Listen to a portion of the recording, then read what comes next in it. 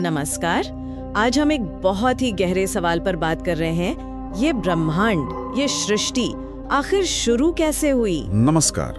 बिल्कुल। और आज हम खास तौर पर देखेंगे कि हजारों साल पुराने हमारे वैदिक ग्रंथ इस बारे में क्या कहते हैं। हाँ, और साथ ही ये भी कि आज का विज्ञान, मॉडर्न साइंस क्या सोचता है। क्या इनमें कोई कनेक्शन है? यही देखने की कोशिश करेंगे। मतलब ये सिर्फ पुरानी कहानियां नहीं है, बल्कि एक अलग नजरिए से सच्चाई को समझने का प्रयास है। तो शुरुआत करते हैं वैदिक सोच की एक खास बात से, सृष्टि का साइक्लिक होना। मतलब ये कोई एक बार की घटना नहीं है। नहीं, बिल्कुल नहीं। वैदिक परंपरा मानती है कि ये एक अंतहीन चक्र है। सृष्टि यानी बनना, स्थिति यानी बने रहना, उसका संरक्षण, और फिर प्रलय यानी विनाश या विघटन, और फिर से सृष्टि।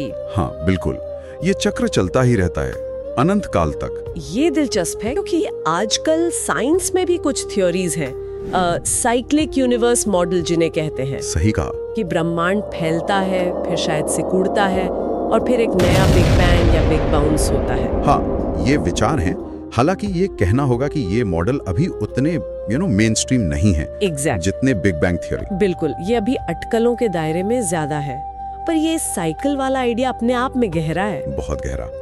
अंत और शुरुआत एक दूसरे से जुड़े हैं, और इसी चक्र से जुड़ा है त्रिदेव का कॉन्सेप्ट, ब्रह्मा, विष्णु, शिव। त्रिदेव? हाँ, इनको अक्सर हम सिर्फ भगवान मानते हैं, लेकिन आप कह रहे हैं इन्हें शक्तियों के तौर पर देखना चाहिए। हाँ, अगर हम इन्हें प्रकृति की मौलिक शक्तियों के प्रतीक के रूप में देखें तो शायद एक अलग समझ बने। जैसे ब्रह्मा सृष्टिकर्ता। हाँ, ब्रह्मा मतलब वो रचनात्मक शक्ति, वो पहला इम्पल्स जिससे सब कुछ बना। जैसे क्वांटम लेवल पर कणों का पैदा होना, समय और पदार्थ का शुरू होना। ओके। और विष्णु संरक्षक? विष्णु हुए वो नियम, वो संतुलन जो ब्रह्मांड को थामे हुए है, जैसे गुरुत्वाकर्षण का एकदम सटीक बैलेंस। ऊर्जा के नियम, या जिसे साइंस में एंट्रोपी कहते हैं, मतलब अव्यवस्था, उसको कंट्रोल में रखना। अच्छा, और शिव जिन्हें संहारक कहा जाता है, उनकी क्या भूमिका है? देखिए, शिव का संहार असल में विनाश से ज्यादा बदलाव है, ट्रांसफॉर्मेशन। बदलाव? हाँ, उनका प्रलय अंत नहीं बल्कि एक रूप से दूसरे रूप में बदलना है। जैसे तारों का मरना, ब्लैक होल्स का चीजों को निगलना, या फिर एंट्रोपी का बढ़ते जाना। अच्छा। और ये बदलाव, ये तथाकथित विनाश नए सृजन के लिए जरूरी है, तभी तो चक्र पूरा होगा। ये वाकई एक अलग नजरिया है इन शक्तियों को देखने का। चलिए अब जरा ऋग्वेद के उस मशहूर सूक्त पर आते हैं, नासादिय सूक्त। हाँ, नासादिय सूक्त 10:129, अद्भुत है वो। उसे कभी कभी वैदिक बिग बैंग भी कह देते हैं। उसकी शुरुआत कमाल की है। तब न असत था न सत था, न व्योम था न उसके परे आकाश, अंधकार में छिपा हुआ अंधकार था। ये क्या बता रहा है? ये उस स्थिति की तरफ इशारा कर रहा है जिसके बारे में आज साइंस भी सोचता है, बिग बैंग से ठीक पहले की स्थिति, सिंगुलैरिटी। मतलब वो एक बिंदु जहाँ सब कुछ केंद्रित था। हाँ, जहाँ अनंत घनत्व, अनंत तापमान था, और उससे पहले हमें नहीं पता, समय स्थान जैसा हम जानते हैं वो नहीं थे। सब कुछ एक अव्यक्त अवस्था से निकला, जिसे वैदिक सोच में अक्सर ब्रह्म कहा गया है, परम सत्य। और वो ब्रह्मांड यानी कॉस्मिक एग का आइडिया भी शायद यहीं से जुड़ता है। बिल्कुल, जैसे सब कुछ एक अंडे में बंद था, फूटने को तैयार। लेकिन क्या हमें इन श्लोकों को एकदम लिटरल साइंटिफिक स्टेटमेंट मानना चाहिए, या ये फिलोसॉफिकल पोएट्री है? मेरे ख्याल में ये शायद दोनों का मिश्रण है। ये उस समय की गहरी जिज्ञासा दिखाता है। वो लोग भी यही सोच रहे थे, सब आया कहां से, शून्य से कुछ कैसे बन सकता है। ये कोई फिजिक्स की इक्वेशन नहीं लिख रहे थे, पर सवाल वही पूछ रहे थे। सही बात है।